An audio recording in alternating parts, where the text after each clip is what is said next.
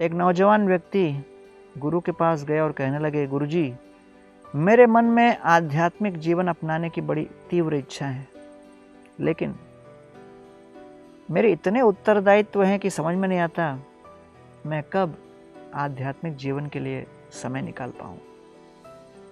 गुरुजी ने कहा, अगर आध्यात्मिक जीवन आपको अपनाना हो तो आपको तुरंत अभी आज ही के दिन अपनाना चाहिए। नौजवान व्यक्ति बौखला गया और कहने लगा, क्या बात कर रहे हो, मेरे तो इतने उत्तरदायित्व हैं कि आपको मैं क्या बताऊं। आपके जैसा संत थोड़ी हूं कि सब कुछ विरक्त होकर बैठ गया। मैं इतनी जल्दी नहीं आ सकता, मेरे बहुत उत्तरदायित्व हैं, समय लगेगा। ऐसा कह के वो चले गए। अगले दिन फिर किसी कारणवश वहां आए, लेकिन देखा कि आज गुरुजी बहती हुई नदी के तट पर बैठे। नौजवान व्यक्ति गुरुजी के पास गए और बोले, गुरुजी आप क्या देख रहे हो? गुरुजी कहते हैं, बहते हुए नदी को पार करने की मैं प्रतीक्षा कर रहा हूं। तो नौजवान व्यक्ति ने कहा, अच्छा, तो आपको लेने के लिए कोई नौका आ रही है क्या? गुरुजी ने कहा, नहीं, नौका तो नहीं आ रही।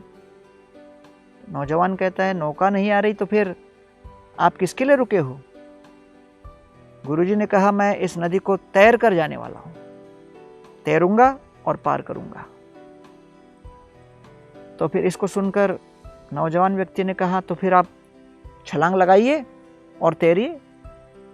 तो गुरुजी कहते, नहीं, मैं प्रतीक्षा कर रहा हूं कब नदी का बहाव थम जाए और जब नदी बहना बंद हो जाए तब फिर मैं पार करूंगा।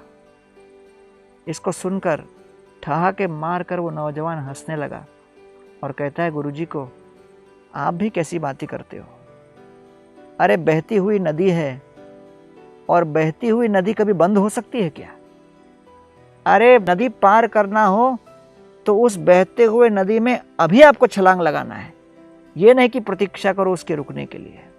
गुरुजी कहते, यही तो बात मैं आपको बताना चाह रहा हूं कि जैसे ये वेगवती सरिता की लहरें निरंतर प्रवाहित होती रहती हैं, वैसे ही आपके जीवन के सामाजिक, व्यक्तिगत, आर्थिक हर प्रकार के उत्तरदायित्व चलते चले जाएंगे। लेकिन आपको आध्यात्मिक जीवन उतारना हो तो अभी उसमें छलांग लगाना हो और अभी उसे अपने जीवन में उतारना है। आत्मजाया सुतागारा पशुद्रविण बंधुषु राज्ये च विकले नित्यम विरूढ़ा ममताम जहौ।